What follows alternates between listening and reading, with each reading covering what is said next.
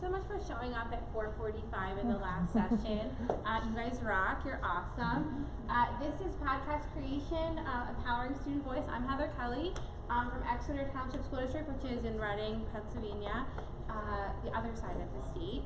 And if you didn't already grab it in the awkward silence that we were sitting here, if you do grab my link at the top, it's going to be on the next slide as well. So you're welcome to that, and go ahead and grab that, please, and thank you.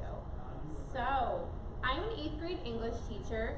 I'm also an avid reader, audiobook, and podcast listener. I really, really love anything audio, content, anything. I'm constantly listening. My students always know I'm always listening to something and usually reading something at the same time.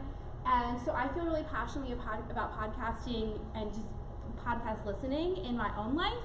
So I just thought this is such a great untapped resource for our students as well.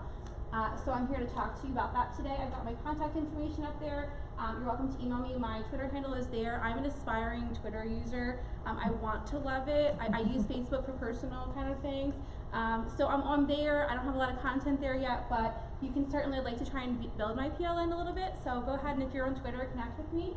I would love that. So you guys have my link? We're good to go? Okay. Can you hear me? Am I projecting okay? As a teacher, we're not used to using those microphones. I feel a little awkward using that microphone. If at any point I can't, please stop me. So I actually have a Padlet on here as well. So if you have questions throughout, you're certainly welcome to give me a hand raise and raise your hand and verbally ask questions. But if you want to type a question here, or maybe you have a resource that I haven't thought of, I would love for you to just go ahead and click on that Padlet and ask that question and set up as a back channel. So if I don't get back to you now because I miss it, I'm going to come back and look at that later, and I would love to connect with you that way as well to get back to me. If you haven't used Padlet before, it's really just a message board. So that's just set up there for you to go ahead and ask questions or to tell me anything or comment or post anything. I would love for you to do that. So what we're going to talk about today, I have this kind of split up into 3 different segments. So even though this is actually the title is Podcast Creation, the first segment kind of talks about being a podcast listener yourself, because I feel like if we're going to ask our students to do this, that we need to, first of all, have a good handle on podcast listening to begin with. So I have some suggestions for you. By a show of hands, how many of you would consider yourself a podcast listener?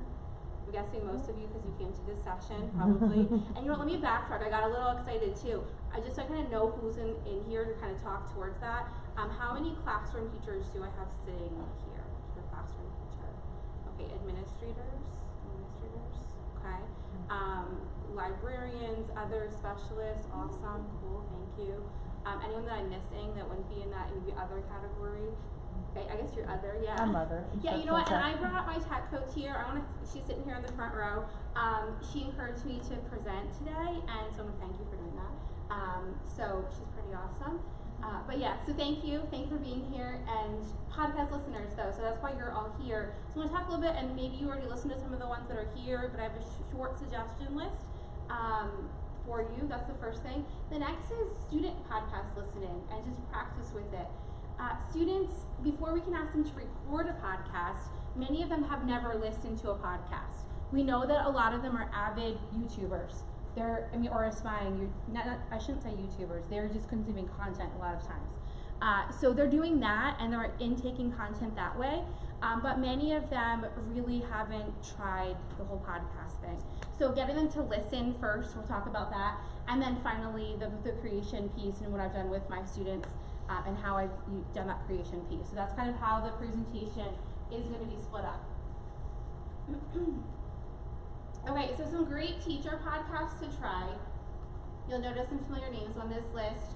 When I decided that I wanted to do this presentation, I had no idea that Matt Miller was going to be the keynote speaker yesterday. If you don't already listen to Matt Miller's podcast, you should.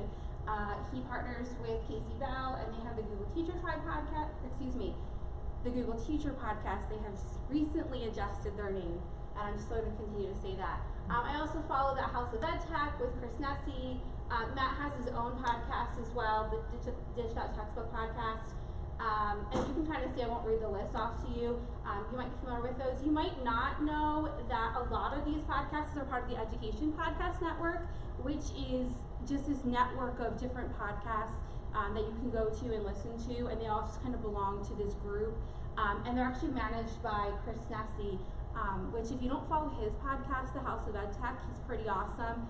I don't know how he does what he does. He's a podcast editor. He's a full-time teacher as well. He runs the House of, or the Education Podcast Network, so I really don't know how he does what he does, but these are all some good places to start. I know these are all teaching podcasts, so obviously I listen to other, I'm sure you do too, other podcasts that are not teaching related, but if I have like coaches sitting in here too, or administrators, this is a great avenue for PD, for your teachers.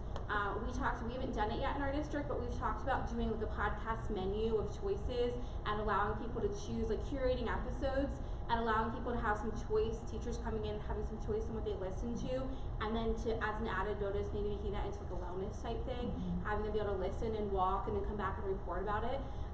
So if you've done something like that in your district, we'd love to hear from you, because I think that's something we'd like to try, just because there's such a wealth of information through podcast listening with teachers. Okay, so the student voice recording and podcast listening. So I think what's really important is to give students time to practice, even though they're digital natives and we think that they are comfortable with that. I think a lot of times that's not the case.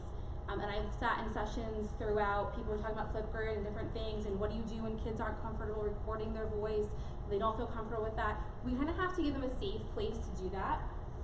So, I talked to them a lot about practicing the just hit record mentality.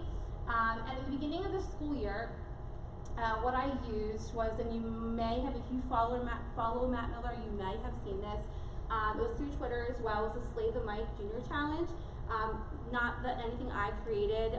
Credit to Jam Gamble is her name, and that's her Twitter handle up there.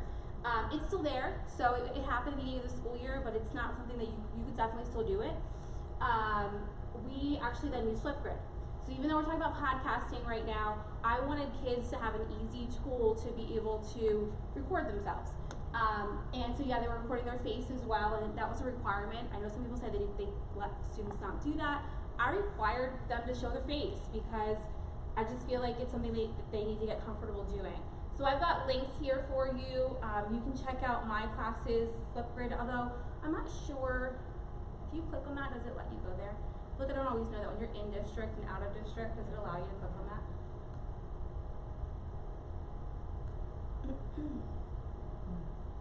Sort of, kind of? I'm checking. I should have probably checked that ahead of time. But the next slides will definitely be what, it won't matter so much. If you're familiar with Flipgrid, you kind of, I think most, this is not a Flipgrid training. I think most people have probably seen Flipgrid or made Flipgrids before. What I did is, though, I gave you all the original documents. So if you're interested in trying something like this with your students, you would be welcome to do so. So the challenges were really simple. They started off something like so, where she would give them a starter video. She was talking, and I linked her YouTube channel for you as well. So that is there. But the first one was really simple. It was basically introduce yourself and explain why you're excited to do this Slay the Mic challenge. I'm talking short, quick. Most of my kids did minute videos. They weren't long. Many of my students, this is the beginning of the school year, they didn't like me a whole lot for asking them to do this. And we joke about it now that they really weren't real thrilled with me about it. But we did it 4 times. And so by the 4th time that we did it, their confidence had really grown, which was really cool to see. Grading wise, I gave them basically credit for doing it. You get credit for doing it, for going on, introducing yourself, and just putting yourself out there. And they knew that, like, it was just a safe place to feel comfortable. I posted on a Flipgrid board so they can kind of look at each other's, and it was just kind of a fun thing. Really just meant to get them used to recording before we even get to anything podcast related or anything where you're gonna grade more for content. It doesn't have to be this, but something that just is a safe place for them to be able to get used to speaking in front of the camera. And as you can see, the rest of the links are there. So her YouTube channel is here. She is really awesome too. I can click on just to kind of show you, just because I joke with them, I'm like, she's so much cooler than I am. And they just kind of laugh when I say that. And she's actually from Canada, so she's from Toronto, Canada, and her credentials, she runs a public speaking program for adults. So, and she had been asked so many times, do you do this for kids? That finally she was like, why don't I do this for kids? I should do this for kids. And so she started the Junior Challenge. Interestingly enough, she very recently in February, I think it was on Valentine's Day, released an additional video, like randomly. The other ones were all kind of chunked at the beginning of the school year, and we have not completed that challenge, but if I brought it back now, my kids would be like, seriously, we're gonna do that again, Mrs. Kelly, really? But yeah, she's here, so check her out if you're interested in trying to do something with your kiddos to get them comfortable. And again, anything that's up here, please make a copy of it, edit it, change it, do whatever you need to do. And I think I have it a bunch of places. I like going to things that people are just kind of giving. I want to give you as much. Why reinvent the wheel is how I look at it. So once we did that, we segue into talking about what an actual podcast is. Again, many of them have never listened to a podcast. They're avid YouTube watchers, but they may have never listened to a podcast, or they've probably heard the word before, but they really don't have a lot of information about what they are. So I started with this what is a podcast introduction. This should take you to a link to another Google slide. And this is exactly the slide that I use with my kids. And I just roll with it, and I go through what a podcast actually is. I won't click through the whole thing here, but this is yours. You take it, add it, change it, do whatever you would like with it. The one thing I wanted to show you, though, is I just give them some curated lists of things that they might like. Because my goal here is, we did a podcast listening project then, and they got to pick a podcast that they wanted to listen to. The only stipulations I put on it is I want you to listen to 30 minutes worth of something. So whether that be a longer episode or that be two shorter episodes, that's your choice kind of thing. And I gave them a lot of choice with that. The question I presented this before, and the question I get is, well, what if they pick something that's like not appropriate? I have 8th graders, and I just look at them and I said, if you have to ask me if it's appropriate, it probably is not appropriate, so you should probably choose something else. And I joke, and I'm like, you need to talk about something. You should be able to talk about it if your grandma's sitting in front row. Like, you should be able to talk about it with her here, and it has to be school appropriate, because they do report back about the podcast that they listen to, and that's kind of how we do that.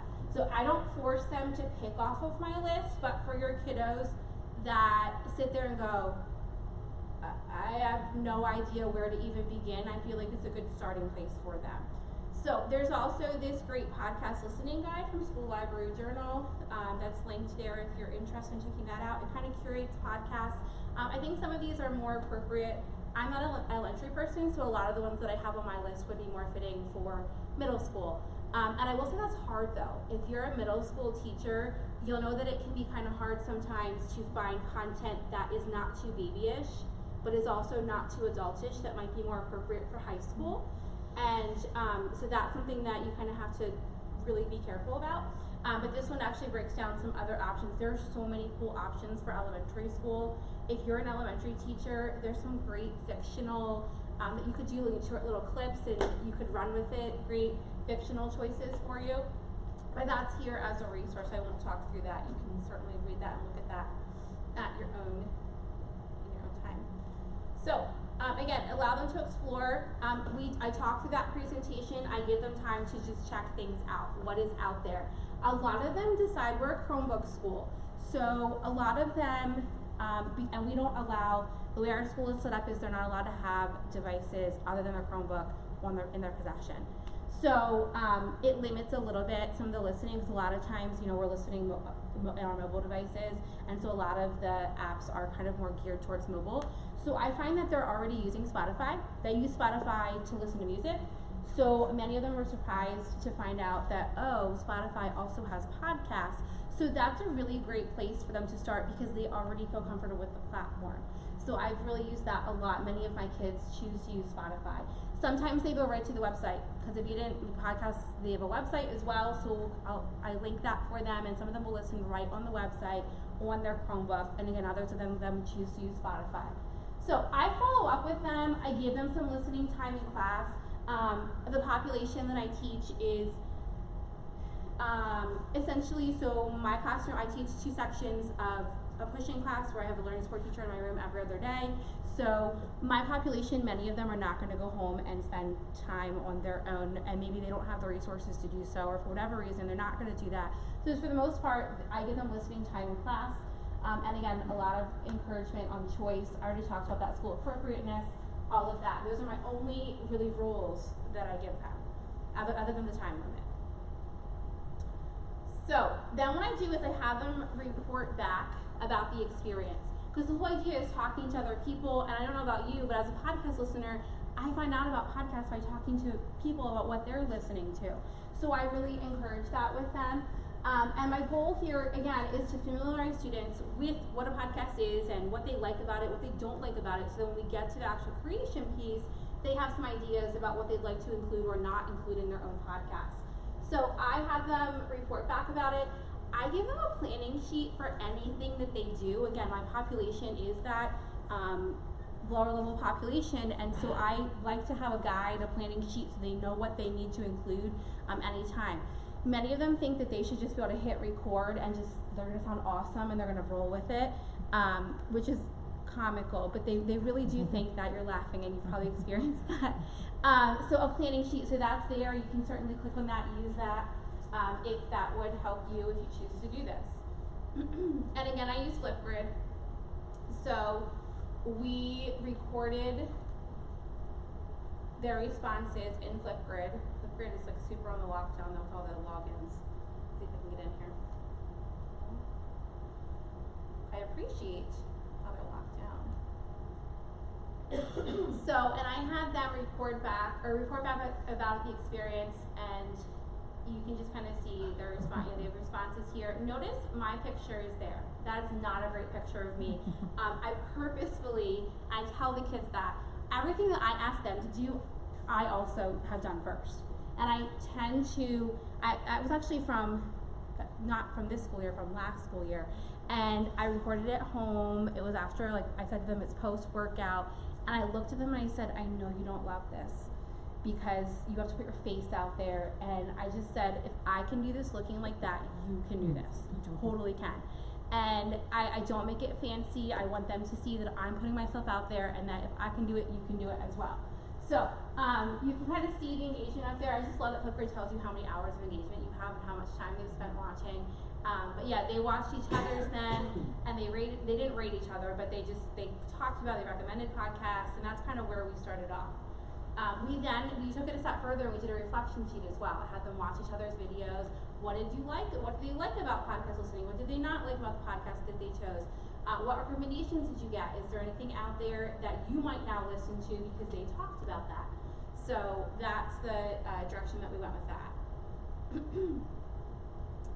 Okay, so some creation kind of time. Now is the time where they get to kind of record. So this is the fun part for them. So here's the thing. I don't want you to think of this as one more thing. Because I know as teachers, we can't think of things as just one more thing. If we do, it's overwhelming. So what I'd like you to think about is an existing unit that you might have, that perhaps right now ends with an essay or a written report. Something existing. Because I feel like that, rather than saying, no, I'm going to do a unit on podcasting, because it's not exactly when you look at the standards, podcasting is not going to show up in the standards. But public speaking and listening skills and all of that does show up in the standards. So I think that's the focus. We can get excited about this concept, but I think that really is your idea and your focus, the public speaking and that kind of thing. So what I did last year is I altered the end of an argumentative writing unit that would have previously ended with a formal essay, the drill, that they all love, or not so much. And instead of writing an essay, they wrote a script. So we had articles that we read. The whole unit, essentially, I did the same as what I would have done if I was writing an essay at the end. But instead of ending with an essay, they ended with a script. And again, as always, I had a planning guide that went along with that, and we rolled with that. Or, you could certainly use it as a standalone unit. I'm going to do a little bit differently this year than I did last year. I have not completed this with my students yet, but so I don't have a whole lot of resources to go along with it. This year they're gonna write short memoirs, and they're gonna produce them as short podcast clips. I'm thinking like memoirs from 8th grade kind of thing is our goal. I have a book that I'm reading right now with author mentor text that we're going to use, and that's the direction that we're going to roll with this year. Just because I'm crazy and I like to mix things up a little bit, I get bored with the same thing. But that's kind of how I'm going to roll next year. Take a quick minute, because we all look like we're half asleep a little bit, and turn to someone close to you. If you think about it for a minute, what is a unit? Can you think of a unit if you're a classroom teacher? If you're not, that's a little more difficult. That you might alter, or just think about it. What unit might you alter? If you were going to add a podcast thing in, is there something that you currently do that you could do a podcast as a result of instead? I'm actually not a teacher. I'm Yeah. but I'm an administrator. So I'm translating using the as their way to kind of reflect each of the as part of their Well, because if we can, also they can explain that, if they can explain right.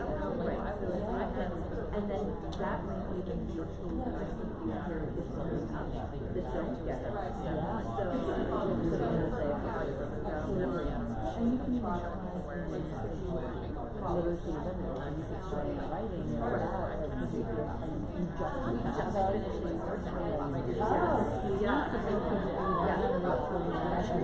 That would be very cool. And that is how you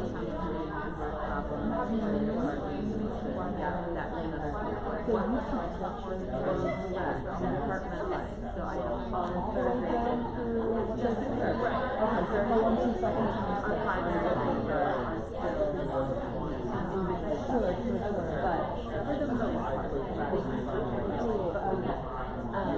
But everybody's really hard.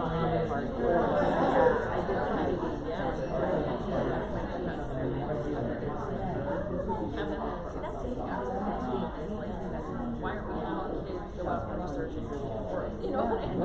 At some level, so even on the basic level, because they're putting it in their words for their peers to understand.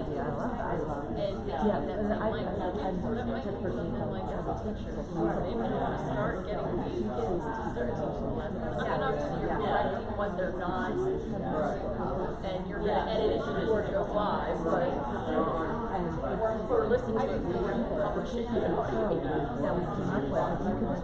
Right, for mass chaos. Oh, and that's one of my questions.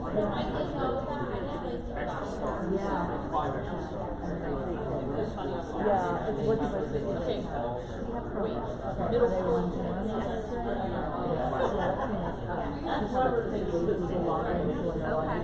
Everything's logged in. That's great. Yeah.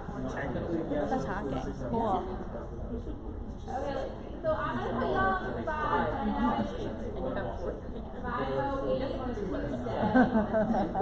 Does anyone have any ideas of, I'm just curious, like what are your thoughts? Because there's a reason that you're here and that you stayed for a 4:45 session, you didn't just stay for no reason. So what are your ideas about, just because I think I love to hear what other people are doing with, or ideas that other people have and how they might use this. So thoughts about how you could use this and where your current school, and maybe tell us what you do as well, that would probably be helpful. I'm a tech ed teacher, but Yeah. I was thinking the kids have to do summer reading. So wouldn't this be a great way to present their summer reading? Yeah, that would be cool. I would love that. And then you have a resource for other kids to learn about books that they You might could use they that might like, later. if there's different ones, right? Totally use that later. That's a really cool idea. I love that. Yeah. And my wife and I work IT, I'm a technician, but my wife and I have actually done a couple of podcasts. Okay. She's a middle school music teacher. Cool. And constantly saying to me, like, what do I do with 8th grade general music? And so I was thinking, like, she loves the podcast stuff. And this would be really cool to be able to get them talking about music. Yeah, absolutely. That's so cool. I love that. And even to be listening to podcasts that already do that. Like, you said that you produce one, but you said? We've had a couple over the years. Yeah. Okay, very cool. Awesome. Any other ideas? Probably might use this. I'm a tech coach, and I work with 8th grade ELA teachers that do podcasting. And one Cool. her kids do what you said not to do, and she just lets them pick any topic they want. And Okay. It's good. Well, I didn't say not to do that. I'm just saying, joking, yeah, I'm yeah. joking. So she does not tie it to a specific topic, but she calls it a podcasting unit. But Okay. the kids enjoy that because they get to pick a topic that they're passionate about. She has them go through a whole listening thing similar Sure. to what you do, which is a really valuable piece of it. Okay. And but they're researching, they're like writing, they're Right. scripting, they're doing all of that. And what I was sharing was that some of the kids get really vulnerable and share some things know. that you think, what are you going to say, principal or not? You I know, agree. which is kind of cool to see them having an avenue to share stuff that maybe they don't talk about at their lunch table when the kids are going to judge them or whatever. Now, does she, with the vulnerability, does she share that? Do other kids listen to that, or Yeah, how does we that? set up And our they know that podcast- they're cool with our that. podcast go, we do a Canvas discussion. We set up a peer review with it, so they have to listen to 6 other kids. We teach them how to give feedback Okay. because they're 8th graders and Yeah, you absolutely. teach them. Understand. And but yeah, so they do listen to each other. And the nice thing is, it's not just kids in her class; it's kids, from all of her kids. Okay. But then the other teacher, she does a social injustice project, and I Cool. don't love the project that she does at the end of it. And I think this would be, as I'm sitting here thinking, like this would be a really neat, as they're learning about a social injustice, they have to pick a social injustice and kind of learn about it. And then she has a assessment that she does, but this might be a better. Which one do you mean? Like, do you mean like the idea of a memoir? Is that what you're talking about, or the idea of Like the social justice, but using podcasting. Oh, I instead see. of She the doesn't format, already yeah. do that. So Okay, social I missed that justice would part. be another topic. Got I'm it. sorry. No, That's a I long understand. time. I understand. So an alternate version of her end project. Yeah, kind of thing. yeah. And I think that might, and the podcasting is great because kids do not like to have their faces on. You're right. You're right. They My don't. 8th grader the other night recorded a Flipgrid in her sleep, and I'm like, wait, what?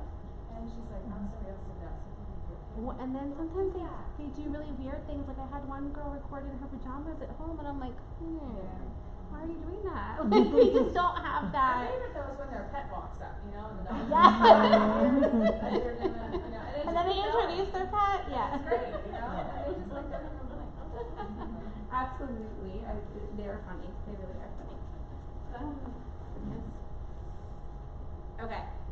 So again, I think I already said this, I get ahead of myself, but again, I conducted my unit the same way. I didn't alter my unit, and I'm not saying that you can't do that. Like having a podcast unit separately, I think is really cool. Not everyone has time in the way that their curriculum is set up, and I think it just depends on your district and the way that your curriculum is set up. And if you have the flexibility to be able to do that, then I think that's awesome. And because there are so many other standards that it hits: public speaking, listening. I mean, just you can go through the whole list, the research piece ahead of time, all of those things that it hits. So it's not to do that. It's just, however that works in your district. So again, I talked about this before. The creative script piece is huge. I force them to do this. They have to. They don't love it. But it's the writing piece. And so I model a script for them ahead of time, and I write my own script and show that to them ahead of time. It is upfront time, but once you've done it once, unless you're crazy like me who likes to change things, you have it. So I think that's key to model everything. Again, with my population, it's huge for them. Go ahead. Can I ask a question for the English teachers in the room? Yeah. That script piece of it, is it important that is like a published, like grammatically correct, No. perfect thing to submit, or do you just in this case let them like get it down on paper as long as you can publish it? I'm kind of an unconventional English teacher. I'm That's like a okay. hybrid. Yeah. My principal told me, you're like, how do you word it? I forget how he worded it, but you're like a modern English teacher, he told me. And I'm also like, I used to be a special ed teacher, and I was a reading teacher, so that's my background. My background is not straight English. So my answer would be no, just because some of my kiddos, like if I can get them to write something, and for them, the cool part about it is that because it removes that fear of I'm going to hand it in and have 1,000 spelling mistakes, and I'm going to have all these grammatical errors, because a lot of times their speaking skills are probably going to be better, and then that removes that fear of that aspect of it. So my answer is no. Other people might not agree with me on that, but I don't harp on that when they're handing in. When they really just kind of, they come to me for a check, and I read through it, we talk about it, we have a short, dialogue and conversation about it, and then it goes back to them. I did have kids working groups. Some kids would like to work with someone else, and they kind of debated back and forth, so I had some of that happening. I had some kids who preferred to record solo, and I allowed that to happen as well. More than 2 kids gets a little interesting. You get into then interview almost skills, and we didn't have the time, and I wasn't going that direction, but the segue into how you manage multiple people trying to talk was a little interesting. But it's not that you can't do that, it's just can be a little interesting. So I linked this, it's here, so you can kind of look, and I think this is my blank one. So again, this was geared towards an argumentative podcast, we called it. So again, you can kind of see, so I've got the hook, I've got all of the components that you would include if you were to do an essay, but instead, I have little cues in there telling them when to record. I reminded them to stop and listen to their recording, because we'll get to the recording part in just a couple of minutes, but I have it set up so that they have those cues in there, because a lot of them, what they would do is they would read the entire thing, and they would get to the end, and then they realized that they screwed something up in the middle, and then they were all angry because they had to go back and start all over. So just simple things like that I think are important as cues for them to remind them that you want to stop, you're going to listen to it, that way you're not wasting your time, kind of thing. So I gave them a sample like that.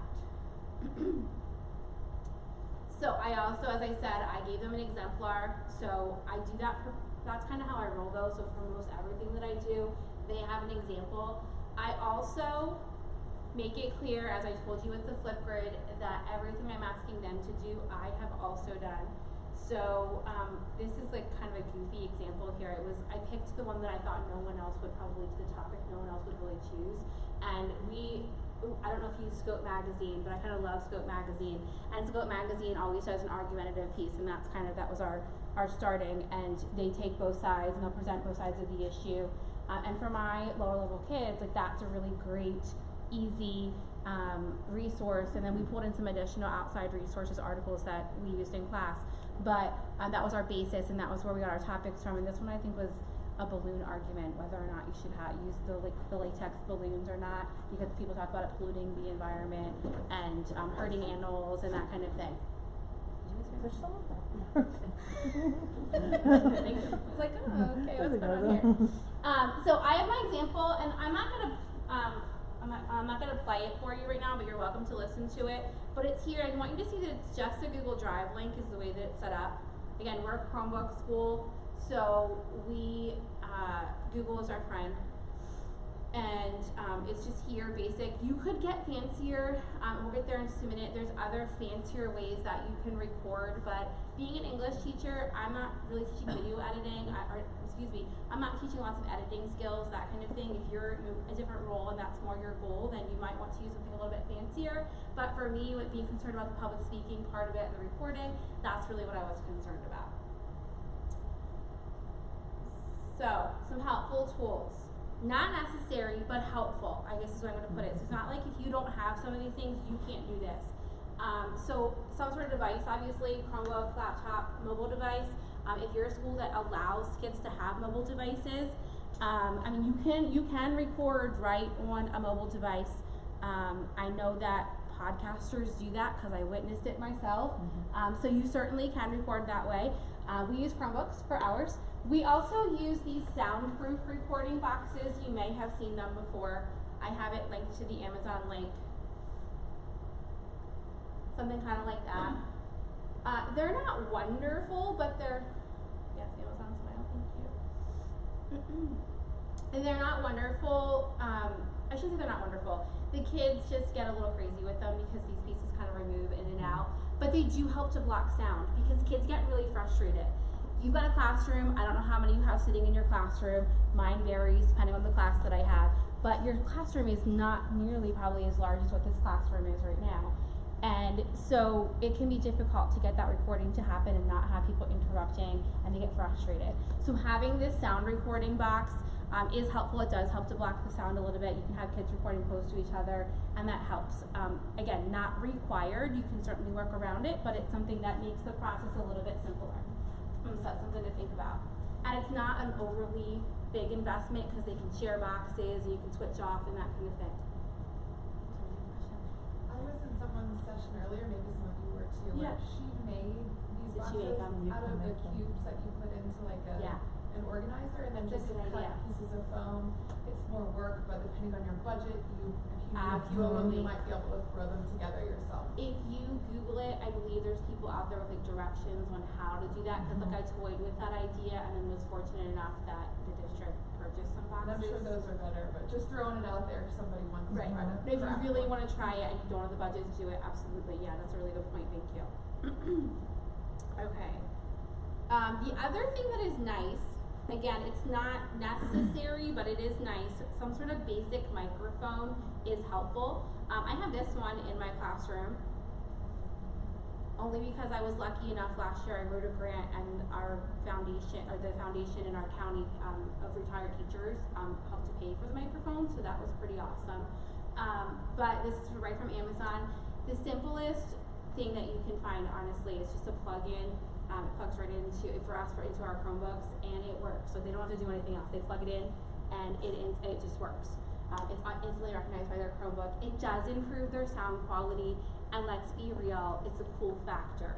The kids have this, and they're like, yeah, I'm kind of cool. Like, they're funny. Like, they don't want you to know that they think that they're cool, but the look on their face when they have it, like, they just think it's kind of cool. It makes them feel a little bit more authentic. Fight over them. What'd you say? We have 3 and they fight over them. And their laptops, the sound quality is great without it. So I'm like, just do it without. It's Right. like, I need a snowball. Yeah. Right. It just makes them feel more authentic. Oh, yeah. Official, With it. feel official. Yeah. So whatever works, whatever works. Yeah. So that's again not necessary, but it is a cool factor and it's nice.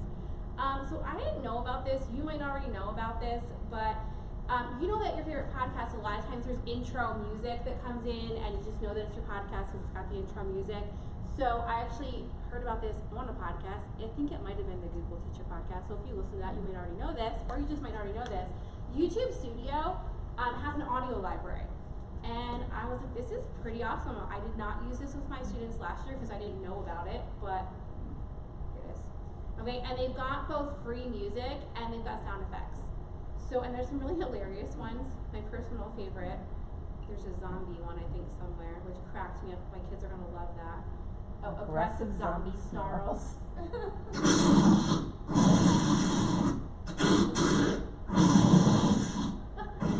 So, I mean, I won't play all kinds of annoying noises for you, but it's here. The cool part about it is, and I didn't know a ton about this until I really started pushing it and doing some research. My librarian sitting in the room, I'm sure know much more about this than I do. But just the whole idea of, you can't just like you can't just go on Google, you can't just go on YouTube, and you can't just copy that. Like you know, we get kids trying that, but it's really not, it's not okay. Like it's really not promoting good digital citizenship. So it's really copyright and that kind of thing. Now, is someone going to produce one of their little podcasts that you're not really sharing out with the world for the most part? Unless maybe you are, maybe you have the ability in your district to do that. Our district's pretty on lockdown with what kids are allowed to share, and they really are closed with that. Other districts are able to share more. We're just not really allowed to do that. But anyways, this I feel like is promoting some good usage. Like, this is free royalty music, and they are allowed to use that. They can explore it, and it's really just kind of fun. It might not just be for podcasting either. It might be something else. Are we playing something else? I don't know, something's going on back there. Something crazy is going on with this. That is for sure. Okay, so that's that. And we're like close to the end here, I promise, because like I don't want to keep you any later on this late session here. But the recording sites, just some options here. So I use Twisted Wave. Twisted Wave is free, doesn't cost anything. It's really basic. When you click on it, you can see it looks super basic. And notice you've got for the different device options here. We use the online one, again, because we're a Chromebook school. And it's really just, I think this lady here was the one that she came into my classroom and helped us with that recording piece and demonstrated for kids how to use that. So if you have a tech coach in your building that our integration specialist, I guess would be the accurate term, that is willing to do that for you. It's a great way to do that. I think you want to talk, it drops right to Google Drive. I remember. Yeah, when you go in, it'll drop right to Google Drive. Kids don't need to log into this. They can literally open it, record, and there's a button and you save it, and it makes a folder in Google Drive and throws it over there. So it literally is the fastest, easiest way to get some recording done. The kids also like it because they can disguise their voice or put effects on it, like, and they start to play with the effects, and they can modulate their voice or slow it down or do fun things to it. So for a free tool, it's pretty robust. It is pretty cool. Yeah. And the other, go ahead. I just wanted to say that there's also, so say like they record a piece of it, because remember I had the stop and record kind of pieces going on. So there is an option to import from Google Drive. So if you click, so say they recorded and then class ended and they come back the next day, if they click import from Google Drive, it'll pull up that whatever they recorded before and allow them to continue recording. Where do you record? Where's the record, like the audio file? Where's the You're doing it in here. Right Hit, in here? You're hit doing new it right in here. You document. said you're not doing it in there. I got confused. Yeah. Did I No. say You that? did like new document first, and then that starts Oh, with yeah. the WAV file. Here, let me do Is that that. what it is? Correct. Okay. Sorry. And then you can then Yeah. that's what you were saying. You can Yeah, just record exactly. right there. Mm-hmm. It stores it in their Google Correct. Drive. And then is it Correct. under file, Heather? I don't even remember because we haven't done It's it been a so little long. while since I used it, that's why that's Yeah, I fine. think it's file. To go to file to save it to. Yeah, and then you just send to Google and Drive. send to Google Drive. Oh, cool. Yeah, it's just really basic. And then again, if you're coming back to it, instead of clicking new document, you would simply click import from Google Drive. And it Got pulls so that you, same. per session, you want to save that. Correct. Yeah. Save the file. Because you're Correct. not logging in, and that's important to train. And that's what we train the kids to do. Because it will, if you just close that window, it's going to lose So what you don't- did. If Right? That's you did log in. there is no law. I don't. I can you had a log in? few kids try it, and it was a little wonky. Like Is it? we didn't roll that way. Okay. It was more. Although it is important to train, if you're right, to train kids to do that because they're so used to everything automatically saving for them. Right. So that was it's a minor glitch. I mean, for a completely free tool No, though, I yeah. needed a tool. Yeah. Yeah, with some basic very basic. There's got some basic editing and basic changes. Yeah, and if you have a tech person, like that's what I did for her. Is I came in and I did the lesson 0. Here's how you add silence if you need silence. Here's how you do all those techie things, and then they went and did the podcast. Yeah, and that was really helpful. Awesome. So that's Twisted Wave, totally free version. I don't have a whole lot of experience with Anchor FM. I don't know if anyone. I've seen other people talking about it. I followed it, kind of. People talk about it. I know on social media and different places. But that's another option. I think there's a payment involved with that one though. That one's not completely free. You have to have a device. Yeah, I think It only so. works on devices. Yeah. Yeah. So I think this. it works online and it also works on. It does. Oh, is Does it? it? Have you used it? Yeah, Awesome. it's totally free. Oh. Yeah. Why did I think it was pay? Was it It's paid not- version at one I don't time? believe it's COPA, their privacy policies. That's what ruled it out for us. And Got it's it. a great product, and it's really, Got really it. good, but they nixed it on when they Yeah. did the policy Understood. for our district. Yeah. Every Thank you. solicitor's Appreciate that. different. Well, and that's what I like about Twisted Wave. They're not making an account. Yeah. Like there's no account creation. Right, You just okay. go in. That is, I pay my account, I Yeah. signed into the kids' Chromebook. Oh, and they did So it for tell me you. again what you did. I signed into the kids' Chromebooks.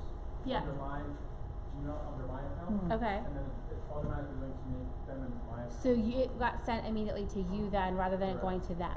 Correct. And then you just shared it back to them, or how did that I work? shared it with the teachers. Mm. And Oh, I- because I'm sorry, because you are a I'm tech. coach. Yep. I got it. Okay. Okay. And so that's like they'll do background music for them. So the music is Intro already music there. for them.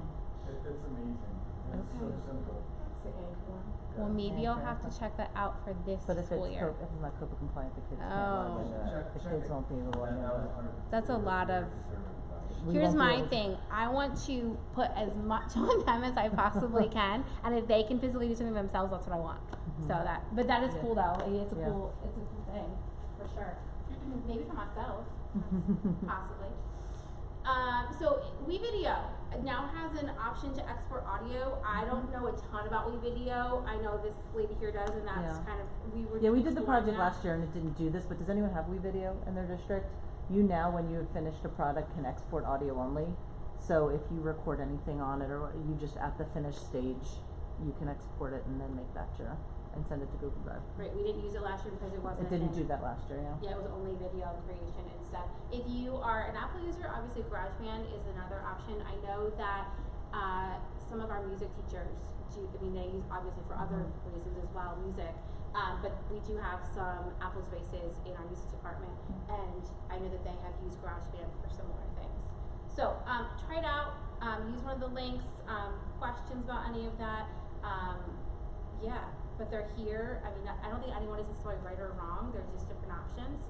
There are other options out there. I know other ways that you could certainly do this. I have seen people talking about podcasting and using other tools, and you know, it's certainly other ways to do it. There's just some ideas that I've explored personally.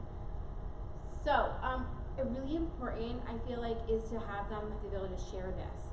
So our district's on lockdown with being able to share things kind of like outside, like it's even kind of crazy, hard for me to share with even with parents.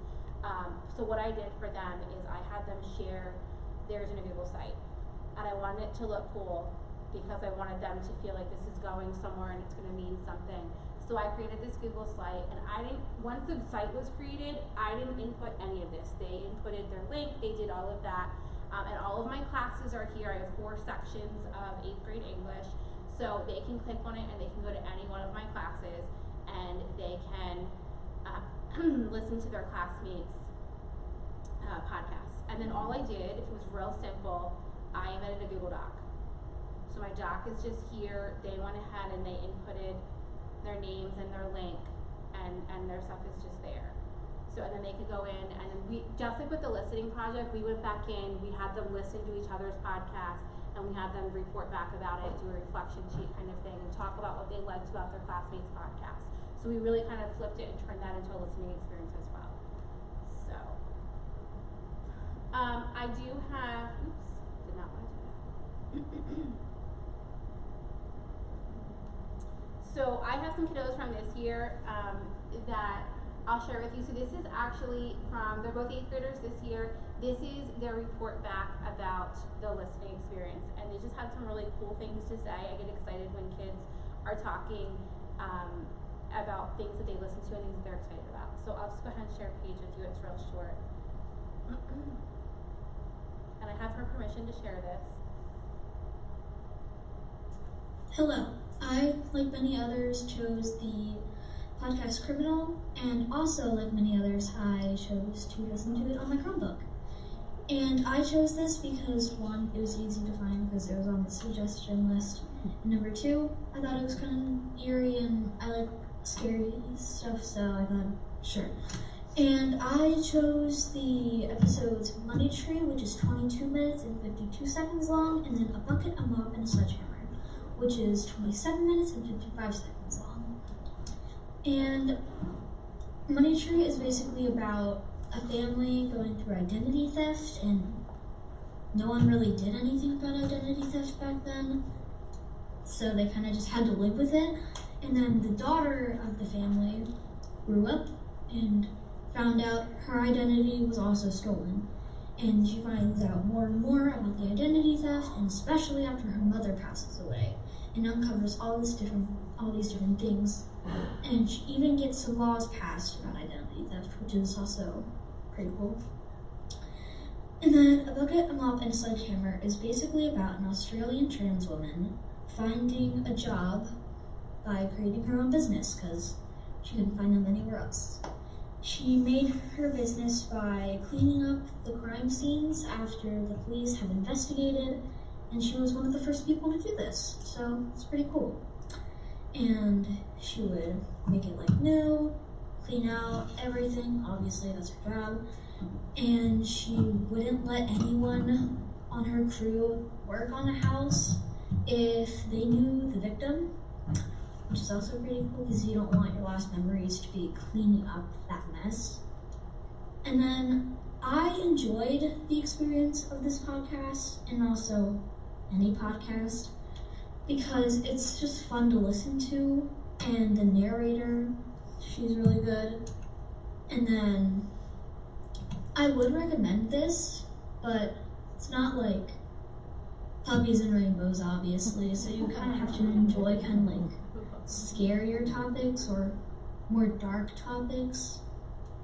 But other than that, I'd say it's pretty good. I know, I like the lights, right? I like how they plan their backdrop with cracks and they do stuff like that. So it's late. I won't you can certainly watch the videos that are here. I do want to say, so these guys here, they're 9th grade students this year. I had them last year. They actually took, because what I'm finding is there really isn't like someone needs to create this. I don't have the exact know how to do that, but I would love for someone to do that. A place for kids to easily post the podcast and record it easily. That doesn't cost anything. And so they actually have a YouTube channel, and they created their own YouTube channel, and they are recording their podcast. And now, technically, yeah, it's a video, but what they did is they're talking about football. So they just picked a screen, or they just picked the NFL screen. They just left that blank on their screen, and then they're just kind of dialoguing back and forth and talking about football. So they haven't posted recently, but I didn't ask them to do this. They finished their work at the end of last year. They finished their work with their project, and they're like, Mrs. Kelly, we have this great idea. We want to record our own podcast. Can we do it? We're finished. Whenever I could ask if they can do extra work that you're not asking them to do, it's like absolutely. So they actually had messaged me earlier in the school year, and they're like, go back on and check out. We recorded some more episodes.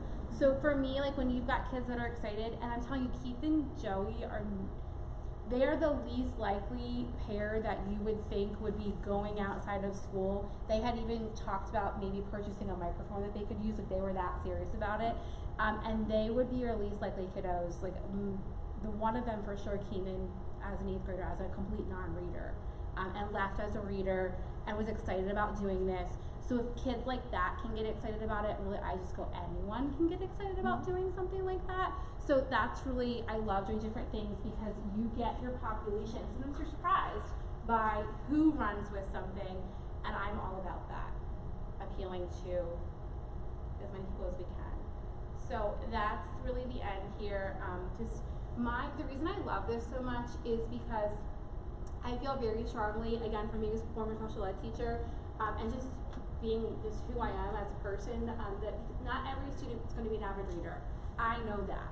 I'm an English teacher, and I love to read and I love to talk about books with kiddos, but not every one of them is going to leave my classroom loving to be a reader, and every adult isn't a reader either. We know that.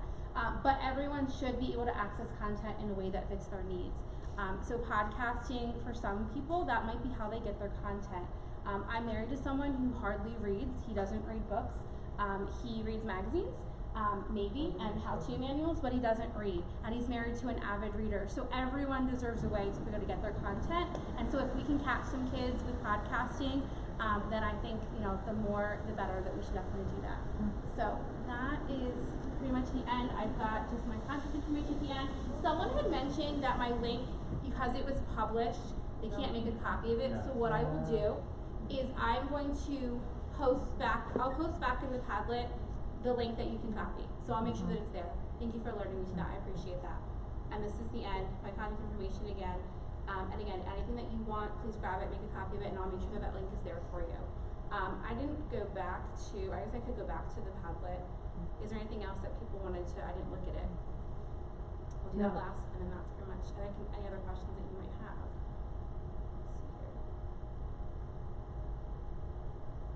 Yeah, I think someone posted, okay. I think there are some questions here.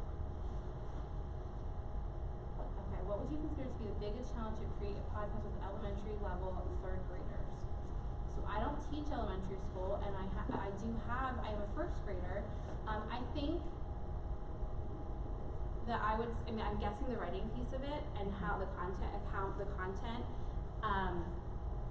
but honestly, what we talked about before with removing the feeling of anxiety of the actual getting the writing piece down for them might be better, because let's be real, like their speaking skills are usually pretty good and they're excited. And I'm guessing, just because I have a 1st grader, I don't have a 3rd grader, but she yet does not have that fear of what are other people going to think, where my 8th graders totally have that. Obviously that's in full effect. So I'm thinking that perhaps for 3rd graders that might actually be a little bit simpler and easier. I don't know who asked that question. Yeah, so I don't know, you teach third grade, so. Similar in a lot of ways to first graders, so I Yeah. think that those are the pieces that I was kind of thinking, Yeah, but. yeah. And I mean, obviously it's gonna be shorter, it's gonna be a real Sure. short clip, Right. that's Yeah. my guess, and I would, Small. yeah, very small. I Are you teach thinking of a math certain to third project? graders.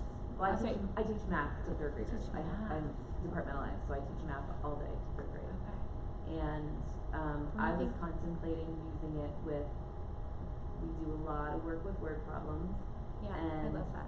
my kiddos that have a hard time reading Yes. struggle a lot Yeah. because first they're turned off by reading and then they're like, Understand. oh, and I gotta do math. And I have to right? read in math, yeah, Yeah. understand. So, this was one of the pieces that drew me to this. So, I was contemplating having them do sort of a reflective piece as their review at the end of a unit Okay. as a podcast unit. You mean, were you thinking of having them talk through the steps in a problem kind of thing is what your Right. thinking was? Okay. Another tool, this is not podcasting, but another tool that might be great for that would be, I mean, have you used the whiteboard in Flipgrid? Have you Yeah. tried that Yeah. with recording? Familiar with that one. Yeah.